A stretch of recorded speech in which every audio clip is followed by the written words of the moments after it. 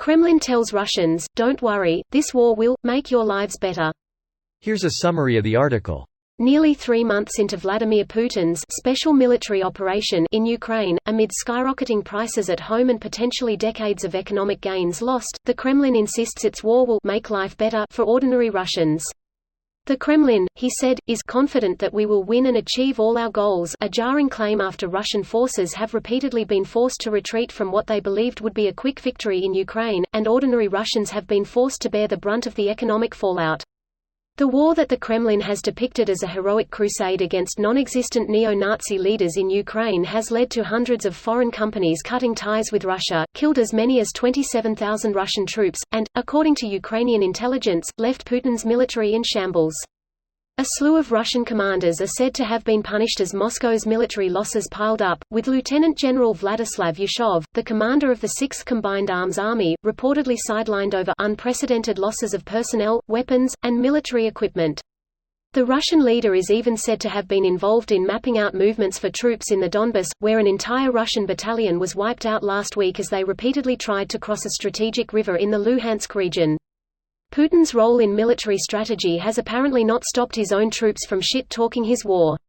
Ukraine's security service has routinely released audio recordings of what it says are intercepted communications between Russian troops, and in the latest, a purported soldier can be heard mocking the idea of Russia's military as a great power. This post received a score of 14,000, with an upvote ratio of 95%. Here are the top comments in response to this article. Being in Russia must really suck if this makes it better. A good friend of mine shared with me that when she did an exchange with a Russian student, they seriously thought that the US had a special program, i.e. the exchange program itself, that built up beautiful suburbs and retail stores and malls strictly for the purpose of tricking them into thinking the USA was so much better off than their home country. Boris Yeltsin visited an American supermarket in 1989 and couldn't believe ordinary Americans lived in such luxury. He thought it was fake. I grew up near that grocery store in Clear Lake. Instead of a Randall's, it's a food town now, but it's still there. My mom drove by it every Friday to treat my sister and me to McDonald's. If you go now, you won't be impressed. It's a budget-level chain and not all that clean on the inside. But it's amazing to think how something so ordinary here can seem so amazing to the person ruling your most powerful adversary at the time. If Yeltsin was so impressed with that, he would have died of a heart attack on the spot if he lived long enough to see HEB+. Yeltsin didn't rule at that time. On opposite, he managed a state coup few years later. To any Soviet person, seeing a huge supermarket with plenty of goods and having the choice itself would be a shock. USSR has wasted its budget on Cold Wars, not giving a fouquet about own citizens putting production of foodstuffs to survival level. There were lines for hours to buy a bread. Also, people bought any food possible because shops were literally empty. People had to wait for months to buy electronics or a textile. To sew clothes, there was no import. Greater than our president knows where he is leading our country, is he, Thelma?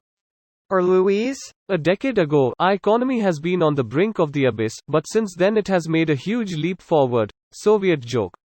When China starts buying up all those resources, I'm sure they can expect a great leap forward. One small step for Russian man, one giant leap for Chinese kind. Greater than Putin's role in military strategy has apparently not stopped his own troops from shit-talking his war. Ukraine's security service has routinely released audio recordings of what it says are intercepted communications between Russian troops, and in the latest, a purported soldier can be heard mocking the idea of Russia's military as a great power. "We're fucking sitting ducks," he said, explaining that Russian troops have been forced to rely on family members back home and sponsors like farmers to send him equipment. "This fucking army mucked up this special operation," he said, calling it fucked up politics. This video was automatically created by Reddit to speech. The article and comments in this video were selected from Reddit according to their upvotes, and any paraphrasing was performed by smmry.com, without any human intervention.